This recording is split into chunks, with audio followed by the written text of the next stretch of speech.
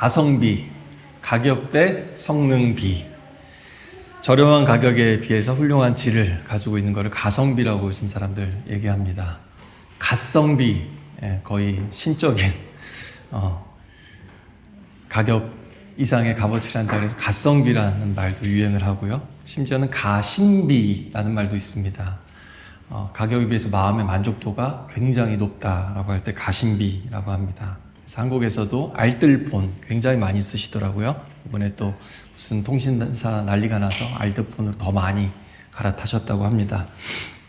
또 의약품, 사실 약은 약국에서 파는데 의약품이라든지 심지어는 애완견이나 그 반려견, 반려묘의 그 사료까지 요즘에는 다이소라고 하는 비슷한 그 프랜차이즈에서 그런 것까지도 다 굉장히 저렴하게 팔아서 사람들이 아주 거기를 많이 이용하고 있습니다. 그래서 요즘 사람들은요, 돈 쓰면요, 그 값어치를 하는지 아주 꼼꼼하게 따져봅니다. 어디 식당을 가도 그렇고요, 어디 물건을 사도 그렇고요, 영화를 봐도 리뷰 보통 별 5개 있으면은 몇 개나 되는지 꼭 보고, 저도 여기 와서 이제 할 때 많이 체크를 했는데요. 보면은 리뷰들을 참 정성껏 잘 써주시는 것 같고, 어떨 때는 받고 나서 그 리뷰가 촌철살인이었구나. 진짜 혀를 내두를 정도로 정확한 평가를 하는 거를 보게 되고요. 또 그래서 어떨 때는 한두 번 썼는데 망가졌습니다. 그러면 장바구니에 넣었다가 바로 빼죠. 그렇게 리뷰를 사람들이 많이 쓰고 리뷰에 도움을 받기도 합니다. 여러분, 그렇다면 이 세상에 있는 큰 여러 개의 종교 중에서 각 종교들은 어떤 리뷰를 받고 있을까요? 한번 생각해 보셨습니까? 지난주에 우리 교회 한 집사님께서 유튜브 영상을 보시고 되게 저에게 링크를 보내주셨어요. 그게 뭐냐면은 2024년에 대한민국에서 이제 천주교, 불교, 기독교에 대한 그 호감도 조사, 또 어떻게 생각하는지에 대해서 그 설문조사한 결과인데요. 보니까 불교 호감도만 100점 만점에 51.3, 그러니까 절반이 넘는 종교는 한국에서 불교밖에 없었다고 하고요. 천주교는 48.6, 기독교는 35.6, 이슬람교는 16.3 이렇게 됩니다. 근데 우리 집사님께서 더 마음 아팠던 거는 이제 개신교 하면 떠오르는 이미지가 너무 안 좋더라는 거죠. 특히 이 설문조사 중에서 그 종교에 속한 사람과 속하지 않은 사람들, 그렇죠? 그 양극화가 너무 크더라는 겁니다. 기독교가. 그 내용을 보면은 사이비, 사기, 이단, 이기적, 이기주의, 부정, 부패, 불신, 독선, 보수, 극우까지 보면은 참 그리고 저희도 보면 잘 모르는 사람들이 혹은 교회 다니지 않는 사람들이 보면 그런 생각이 들 수 있겠다. 뉴스에 나오는 내용들을 보면 그럴 수도 있겠다라는 생각이 듭니다. 게다가 또 얼마나 그 이단과 사이비들이 판을 치는지 어떻게 보면 이단 사이비는 저희 책임이 아닌 것 같잖아요. 그렇죠? 그들이 나쁜 사람들이고 사기꾼들인데 진짜. 근데 교회사를 좀 길게 보시잖아요. 그러면 무엇을 깨닫게 되냐면 사이비 이단이 판을 치는 때는 언제냐면요, 교회가 교회답지 못할 때였어요. 교회가 말씀이라는 가치를 가장 중요하게 여기지 않을 때는 역사적으로 항상 이단이 판을 쳤습니다. 그러니까 어떻게 보면 그런 현상 자체가 교회가 말씀보다 다른 것들을 더 중요시한다든지 이미 말씀의 가르침에서 벗어난 교회와 신앙생활을 하고 있다라는 뜻도 되는 겁니다. 뿐만 아니라 여러분들도 그런 얘기 많이 하시고 들어보셨잖아요. 때로는 예수 믿는 사람들이 더하다, 이런 얘기. 또 저희 성도님들 가운데서도 보면은 나도 신자지만 사회생활 하다 보니까 저분 정말 내가 같은 신자인 것이 부끄럽다라고 하는 그런 신자들을 만나본 적도 참 많다라는 고백이 사실 우리 가운데도 많이 있습니다. 물론 이것은요, 사람들의 평가예요. 이게 정확하다고만은 말할 수 없습니다. 왜냐? 여러분 리뷰 보시다 보면요, 어떨 때는 이건 누가 봐도 본인이 마음이 상했어요. 그래가지고 악플 테러를 다는 거죠. 리뷰 테러, 별점 테러 아시죠? 별점 테러 달고 막 그런 경우 있습니다.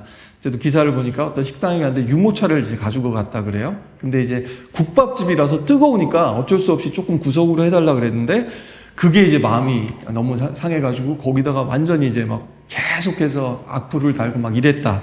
근데 국밥집에서 애가 다칠까봐 물론 불친절했을 수는 있지만, 그런데 깍두기 이만한 사발을 다 드셨다는 거예요. 맛있다고. 그러니까 이 어떤 사람들의 어떤 이 주관성이나 그런 편향성에 대해서도 우리가 생각은 해야 되겠죠. 게다가 이런 측면이 또한 있습니다. 우리 예수님과 우리 사도들도 악플 테러를, 별점 테러를 많이 받으셨어요. 그때 그 시절로 치자면은. 왜 이렇게 독단적이냐, 왜 이렇게 배타적이냐라는 말씀을 사실 누구보다 많이 들으신 분이 우리 예수님이고 복음을 전하는 또한 사도들이었습니다. 그러니까 복음은요, 사실 보편적이에요. 온 인류를 구원하기 위한 말씀이기도 하지만 동시에 어떨 때는 타협할 수 없는 지점이 있습니다. 왜냐하면 다른 사람들은 너도 좋고 나도 좋고 이것도 진리고 저것도 진리면 안 돼? 라고 하지만 우리는 그럴 수가 없잖아요. 그러다 보니까 당연히 그런 측면이 있습니다. 게다가 십자가라는 상징 자체가 사실 사랑이 아니거든요. 원래 십자가는 수치와 혐오의 상징이었습니다. 그러니까 하나님께 저주받은 사람의 상징이 십자가였는데 그것을 자랑스럽게 들고 나가니까 사람들이 좋아할 리가 없었겠죠. 게다가 여기도 보면 길거리 노방전도 저기 보이시죠? 전도가 꽤 크게 보입니다. 실제로 보시면, 그러니까 너나 잘 믿지 뭐 그렇게 기독교인들은 전도를 그렇게 하고 길거리에서 떠들고 그러냐 뭐 이런 얘기 하시잖아요. 그런 사람들이 저 리뷰를 썼다면 어떻게 됐겠습니까? 당연히 좋은 반응 안 하고, 저런데 실제로 반영이 돼 있어요. 그러니까 그런 부분 때문에 당연히 부정적인 응답이 나올 수 있다라는 거죠. 자, 근데 그렇다면 진짜 중요한 것은, 그렇죠, 무엇일까요? 우리 스스로 한편으로 우리의 하나님 말씀에서 떠났는가를 돌아봐야 되고요. 더 중요한 거는 사람들은 그렇게 기분에 따라서 평가가 달라질 수 있지만 정작 가장 중요한 평가는 무엇이겠습니까? 우리 하나님 아버지께서 우리들을 어떻게 보시겠는가라는 겁니다. 오늘 여러분 한번 마음의 별 5개, 색깔 채워지지 않는 별 5개를 띄워보십시오. 자, 눈 감아보세요, 다. 자, 이미지를 떠올립니다. 색깔이 친해지지 않은 비어있는 별 5개가 있습니다. 그 별 5개에 하나님께서 내 믿음과 삶에 대해서 별점을 주신다고 한번 생각해 보세요. 자, 별 5개에 하나님께서 몇 점이나 주실 것 같습니까? 오늘 정직하게 하나님 앞에서 돌아봤으면 좋겠습니다. 네, 눈을 떠주십시오. 우리는 하나님께서 이렇게 평가하시는 하나님이라는 사실을 놓치기 쉽습니다. 사랑의 하나님만을 생각한다면 말이죠. 그런데 예수님도 늘 믿음을 평가하셨어요. 심지어는 리뷰하고 코멘트를 붙이셨어요. 예수님이. 사람들이 이렇게 다가오면요, 너 믿음이 참 크다. 믿음이 왜 이렇게 적으냐? 이렇게 큰 믿음을 본 적이 없다. 이러면서 각 사람의 믿음에 대해서 예수님이 말씀하셨습니다. 코멘트도 다셨어요. 이거 나은 거는 네 믿음이 너를 구원한 거야. 네 믿음이 참 놀랍다. 또 어떨 때는 흔들리니까 두려워하지 말고 믿기만 해. 그래, 또 두렵지? 그래, 무서운 거 알아. 근데 믿으면은 하나님께서 능력을 베푸실 거야. 이렇게 그 믿음에 따라서 코멘트를 다 다셨다는 거예요. 또 부자는 많은 사람 가운데서 넣었지만 이 과부는 없는 가운데서 넣었기 때문에 이 사람이 하나님 보시기에 더 기뻐하는 예물을 드린 거예요. 이렇게 평가하고 코멘트를 다 다셨다는 거예요. 우리가 예배 드릴 때도 사실 하나님은 다 그렇게 보신다라는 겁니다. 사도 바울도 각 교회, 여러 교회에 다 편지를 많이 썼어요. 그게 서신서인데요. 각 교회를 향해서 편지를 쓸 때마다 교회마다 다 다른 반응을 보입니다. 사도 바울이. 무슨 얘기냐면 교회 상황도 다르고 그들의 믿음도 다르고 색깔도 다 다르더라는 거예요. 그런데 우리가 오늘 읽은 빌립보 교회는요, 참 그래도 사도 바울이 너무 기뻐하는 교회였어요. 제일 칭찬을 많이 받은 교회 중에 하나였습니다. 그러니까 오늘도 전 세계에 교회가 많지만 하나님께서 오늘 예배 끝나고 리뷰를 다신다고요. 어떤 교회 예배 보면서 참 너네들이 내가 말한 것을 잘 지켰구나. 그래, 상한 심령을 가지고 나와서 다 토하고 기도하고 돌아갔구나. 내가 들었어. 혹은 그 교제하는 모습이 정말 성도 간의 교제구나 하면서 기뻐하실 수도 있고요. 그거 예배 아닌데. 생각이 다른 데가 있는 것 같은데. 이렇게 하나님께서 다 다신다고 여러분 생각하시고 믿음 생활하시고 예배 드리시기 바랍니다. 그게 성경 말씀이에요. 요한계시록에도 7개의 교회가 나오는데요. 칭찬받은 교회 한두 교회밖에 없습니다. 다 때로는 막 되게 무서운 말씀 들어요. 첫사랑을 버렸다. 뜨겁든지 차갑든지 해라. 애매하게, 어중간하게, 뜨뜻미지근하게 신앙생활하지 말아라. 아니면 뱉어버릴 것이다. 이런 말씀도 하셨고요. 어떻게 보면 이런 리뷰를, 세상 사람들이 단 리뷰를 하나님이 다신다면 하나님은 딱 그렇게 말씀하실 거예요. 그런 교회와 성도는 내가 뱉어버릴 것이다 라고 어떻게 보면 말씀하실 겁니다. 또한 어디서 떨어졌는지, 옛날에 뜨거웠고 옛날에 잘했고 말고 지금 나의 모습이 어떠한지를 돌아보라 라고 늘 말씀합니다. 그래서 오늘 사도 바울은요, 복음에 합당하게 생활하라 라고 합니다. 이 말이 합당하게라는 것은 말 그대로 그 값어치를 하게, 그 가치에 맞게 라는 뜻이고요. 생활하라 라는 것은요, 시민답게 사십시오. 그래서 우리 폴리틱스 할 때 그 그릭에 보면은 그 단어에 어원이 들어있어요. 그러니까 시민답게 생활하십시오 라는 뜻입니다. 빌립보 교인들이 로마에서, 빌립보에서, 또 우리는 옥스포드에서 혹은 서울에 이제 돌아가셔서 생활하실 분도 계시지만 어느 곳에 있든지 대한민국 시민, 영국 시민이 아니라 하나님 나라의 시민답게 살라라는 말씀입니다. 여러분 이런 얘기 들어보셨어요? 대한민국의 주장은 어디 나라에서 뛰지 않는다. 이게 잘못하면은 무슨 나라에 대한 차별과 혐오일까봐 제가 조심스럽게 말씀드립니다만은 그 취지는 분명해요. 그 손흥민 선수도 그 주장의 말을 그대로 따서 대한민국 주장은 다른 또 저기 중동의 나라에 가서 뛰지 않는다 이런 말을 했어요. 가서 뛸 수 있죠. 근데 그 요지는 뭐냐면은 돈이라는 가치 때문에 내가 어떤 거취를 결정하지 않겠다라는 뜻이죠. 많은 돈을 준다고 해서가 아니라 뭔가 내가 축구선수로서 어떤 것들을 가치 있게 여기고 어떤 것을 남길 것이냐에 집중하겠다라는 그런 좋은 취지거든요. 그렇죠? 여러분 축구선수들도 대한민국을 대표하는 사람들도 그렇게 산다는 거예요. 그렇죠? 예, 어제 우리 여름성경 학교를 하는데요. 우리 집사님 한 분이 아들한테 아무개 성도님 하고 부르더라고요. 어린 아이한테 아무개 성도님 이러면서 뭐예요? 믿음의 아이답게 행동해 달라. 여기 사람 많은 데서 주문한 거죠. 그렇죠? 네, 우리 집사님, 우리 성도님들 좀 있으면 어떻게 되는지 아십니까? 그 아이가 좀만 크면요 엄마 아빠한테 그럽니다. 엄마 아빠라고 안 부르고 아무개 성도님 여기서 이러시면 곤란하십니다. 이제 이렇게 할 날이 금세 옵니다. 금세. 그렇죠? 그런 경우가 참 많지 않습니까? 만약에 우리가 자녀들한테도 그렇게 인정을 받지 못한다면 아까 저런 리뷰나 심지어는 저런 리뷰가 그럴 수 있다 쳐도 오해의 소지가 있다 쳐도 하나님의 평가는 정확하지 않겠습니까? 하나님의 리뷰는 정확하지 않겠습니까? 하나님의 코멘트에 우리가 무슨 변명을 할 수 있겠습니까? 오늘 다시 한번 우리 하나님 앞에 정직한 평가를 받았으면 좋겠습니다. 우리의 가성비는 어떨까요? 세상 사람들이 얼마나 우리를 저렴한 인생이라고 부르든지 혹은 명품 인생이라고 부러워하든지 상관없이 우리의 가격을 아십니까? 하나님이 보실 때 우리의 가격은 천하보다 비싼 명품 중에 명품이라고 하십니다. 원래 그런 값어치가 있어서가 아니라 예수 그리스도의 십자가를 통과하고 주님의 구원을 통과한 사람들은 예수님의 피가 묻어있기 때문에 가장 값비싼 보혈값이 있기 때문에 예수님의 목숨값이 우리의 생명이 되었기 때문에 가장 비싼 인생이라고 하나님은 소중한 인생이라고 말씀하십니다. 할렐루야! 여러분, 하나님께서 가장 소중히 여기는 그 아들로 우리를 사셨대요. 우리의 가성비는 그러면 어때야 되겠습니까? 이 세상의 어떤 보석보다도 빛나야 되지 않을까요?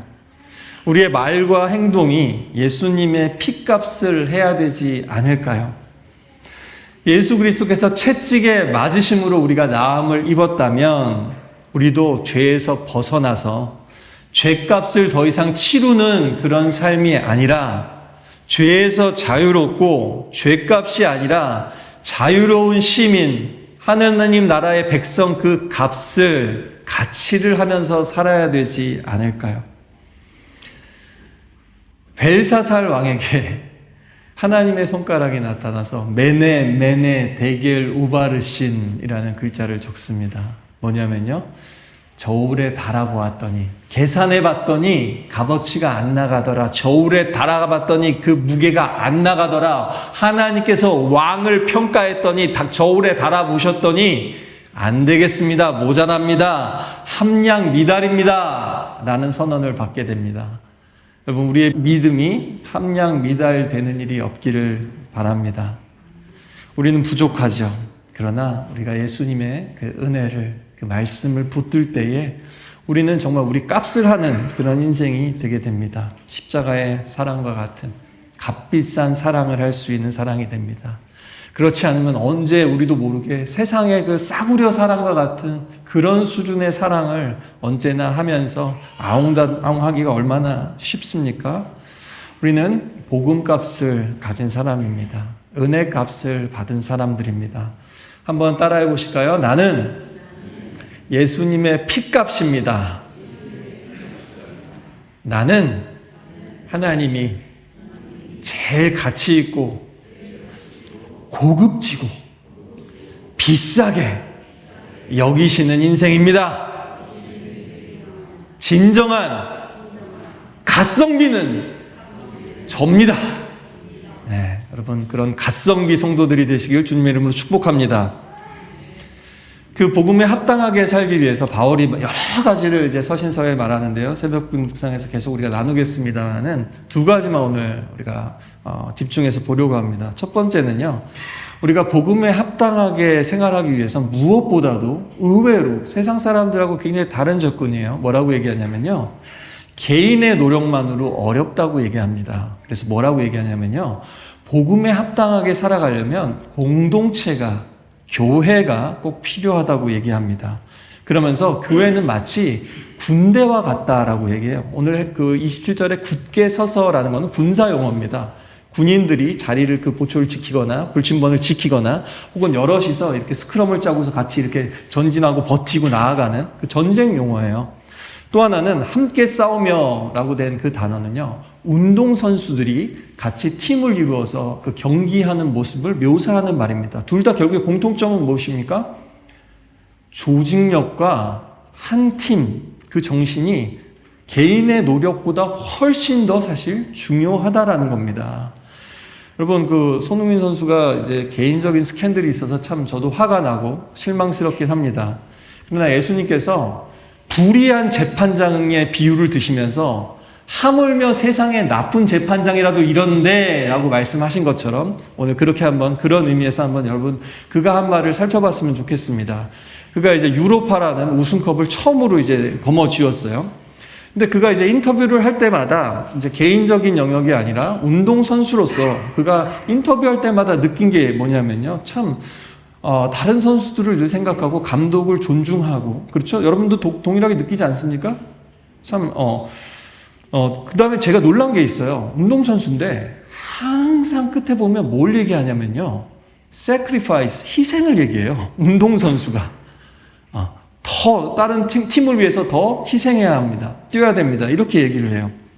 근데 중간중간에 이번에 그 과정을 보면요, 막 페널티킥 나왔는데 선수들끼리 싸우더라고요. 자기가 차겠다고.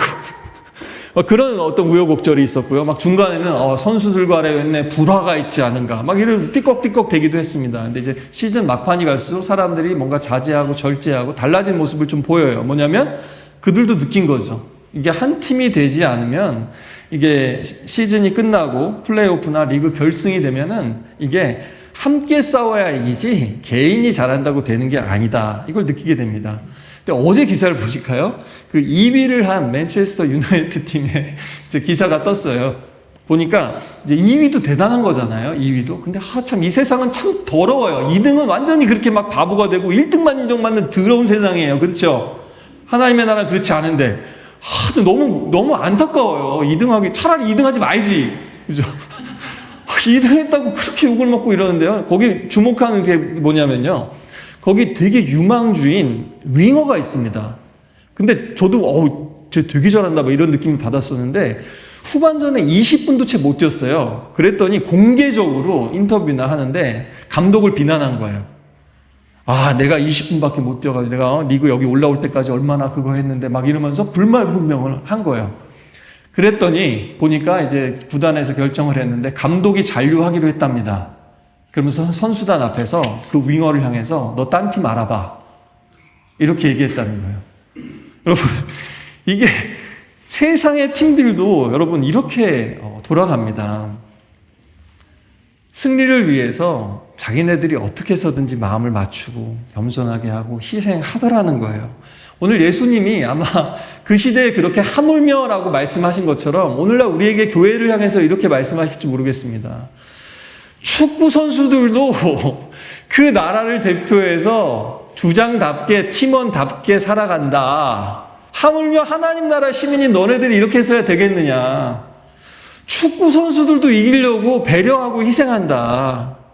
예수님을 믿는 너희들이 희생하고 배려하지 않아서야 어떻게 하겠느냐. 십자가를 지고 예수를 따른다고 하는데 고난과 희생의 모습보다는 이런 이기적이라는 모습 평가를 들어서야 어떻게 하겠는가라는 겁니다.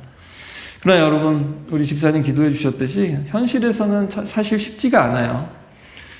우리 다음 주에 영국교회, 아시안교회, 우리 옥스포드 한인교회, 세계교회가 연합 예배를 드립니다. 지난주에도 느꼈어요. 그래서 하는데 처음에 찬양을 이제 고르잖아요. 그래서 처음에는 이제 어메이징 그레이스 수준의 모두가 아는 찬양을 고르자 그랬습니다. 근데 뭐 한 두세 곡씩 이렇게 내서 했는데 모르는 거예요. 찬양을 서로. 아, 이 유명한 찬양을 모른다고? 그랬습니다. 그래서 계속 보냈어요. 그래서 결국에는 제가 한 10곡 가까이 보냈는데 여기 아시안교회가 알면 영국교회가 모른다 그러고 영국교회가 알면은 아시안교회가 모른다. 그래서 지금 아주 미궁에 빠졌습니다. 그래서 월요일에 다시 만나서 의논하겠는데 이게 뭐예요, 여러분? 당연히 언어와 문화가 다르니까 똑같이 예수를 믿어도 여러분 찬양 하나 우리가 공통으로 뽑으려도 이렇게 맞추기가 조율하기가 어렵다고요, 현실이. 여러분, 그런데 같은 식구끼리도 같은 성도끼리도 이렇게 하나 되기가 어려운데 문화가 다르고 언어 다르면 우리 아이들 학교에서 자라가면서 얼마나 힘들겠습니까? 그렇죠? 그렇다고 해서 여러분, 성경이 말하는 연합이 만장일치 무슨 공산당 그런 거 아니에요. 모든 것을 포기하고 양보하고 개성은 필요 없다 이런 게 아니에요. 성경이 말하는 연합이라는 거는요, 각자의 개성과 색깔이 그대로 있지만 무엇이냐면 조화, 하모니입니다. 하모니. 그러니까 그냥 무조건 일치시키는 게 중요한 게 아니라 각각이 존중되면서, 그렇죠? 각각이 하나님 앞에 한 사람 한 사람 존귀하게 여김을 받으면서, 존중받으면서 모두가 한 방향으로 치고 빠지고 양보하고 세워주고 하면서 같이 나가는 게 바로 교회의 정신입니다. 그래서 교회 이 종교 개혁의 정신 중에요, 너무 훌륭한 그 정신이 있습니다. 한번 따라해 보실까요? 본질적인 것에는 연합, 비본질적인 것에는 자유, 모든 것에는 사랑. 어떤 의미인지 아시겠죠? 중요한 것은 어떻게 해서든지 우리가 하나 되려고 애쓰고 맞추려고 하고, 비본질적인 거에서는 아이 좀 냅둬, 괜찮아, 존중해줘, 이렇게 하면 되고요. 그 대신 모든 과정에 사랑으로 해야 된다라는 겁니다. 우리가 서로의 다름을 존중하고 즐기면서, 교회 안에도 다 달라요. 뭐 행사 하나 한번 해보세요. 어제도. 근데 얼마나 감사했는지 몰라요. 우리 어린아이 성경학교 하는데도 정말 전 성도들이 남녀노소 정말 하나같이 서로 배려하면서 도와주시면서 끌어주시면서 얼마나 감사한지 모르겠습니다. 우리 옥스포드 한인교회 하나님이 보실 때 너무 기뻐하시는 교회, 지금처럼 계속 한 걸음 한 걸음 같이 나아갔으면 좋겠습니다. 마지막으로 주님께서 사도 바울을 통해서 고난을 받아야 한다, 복음에 합당하게 살아간다라는 것은 고난을 받아들이는 삶을 이야기합니다.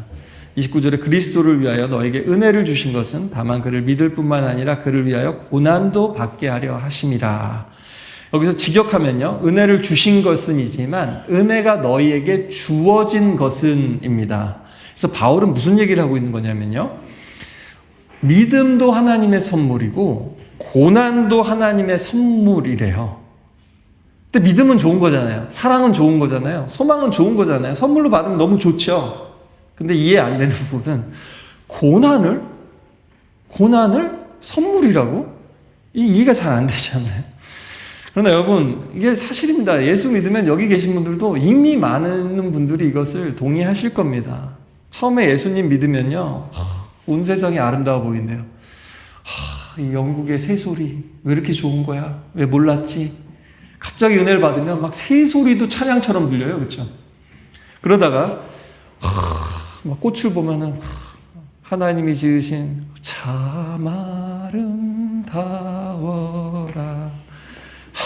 주님의 세계가 아름답죠. 막 꽃길이 그냥 막 믿음의 꽃길이 펼쳐져요. 근데 여러분 계속 그렇습니까? 며칠이나 가요, 그게. 우리는 현실이 그렇지 않다는 것을 금세 보게 됩니다. 그리고 그제서야 성경에서도 꽃길만 보이다가 조금 힘들어지잖아요. 그제서야 성경 안에 이렇게 고난에 대한 말씀이 많았구나. 야, 믿음의 사람들이 고생을 칙싸게 했구나.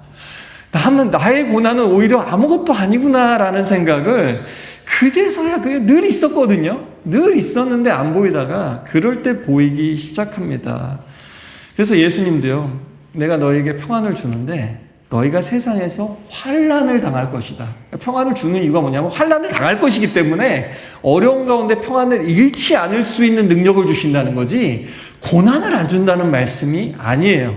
대신에 용기를 내라. 왜? 내가 세상을 이겼으니까. 다른 말로 하면 고난도 이겼으니까. 실제로 예수님은 십자가 고난을 이기셨으니 어떤 고난을 못 이기시겠습니까? 그렇죠? 또 사도 바울도요, 복음을 위하여 고난을 함께 겪으십시오. 복음을 말할 때 사도 바울은 늘 고난을 같이 얘기합니다. 또 디모데후서 2장 3절에서도 하나님의 군사답게 고난을 함께 받으십시오. 여러분, 운동선수가 운동 트레이닝 할 때도 고통스럽습니다. 음식 조절하는 거 고통스럽습니다. 그런데 우리가 예수의 길을 따르고 예수님의 원팀으로 살아가는데 먹을 거 선택하는 거, 운동하는 거, 생활하는 거, 시간 조정하는 거, 어디다 가치를 두냐, 이거 얼마나 어렵겠습니까? 그렇죠? 그러나 우리를 홀로 그렇게 두지 않으시고 우리 예수님의 감독이시라는 거예요. 코치해 주시겠다는 겁니다. 그 지시만 따르면 할수록 이거구나.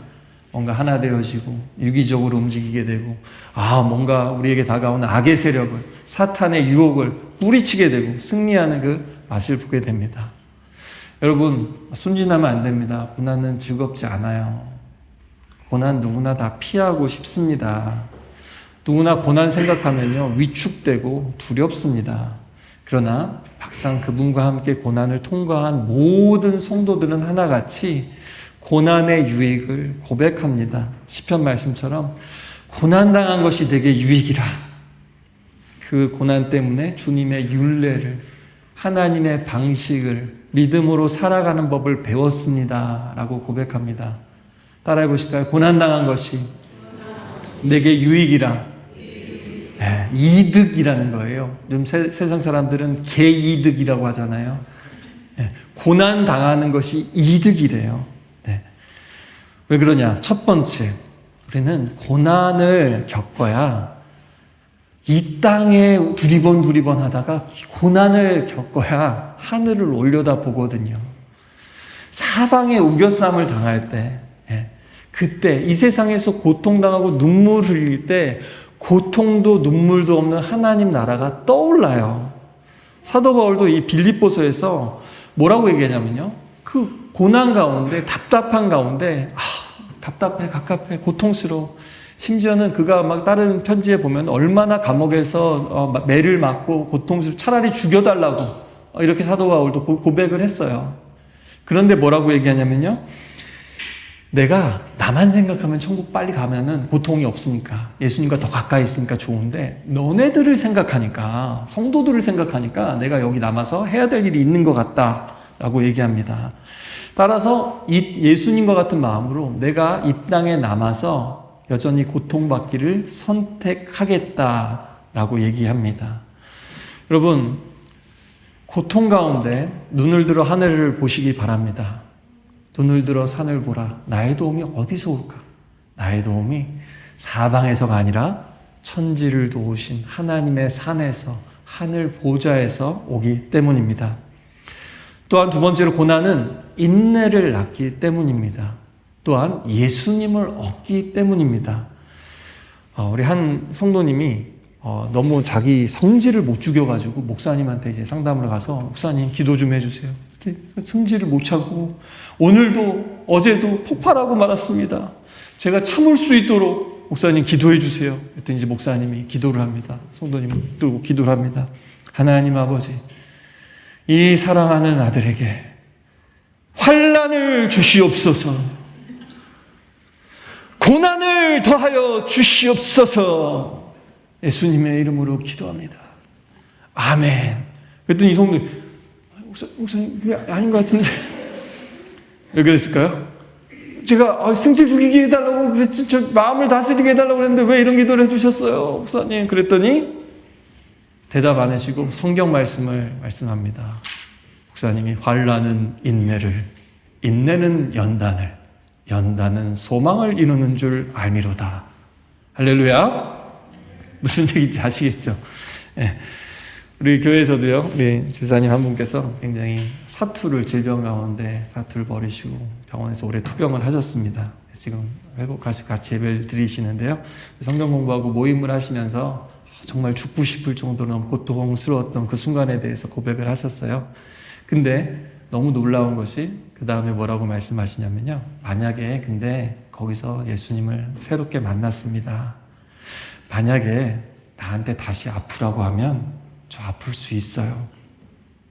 라고 말씀하셨어요.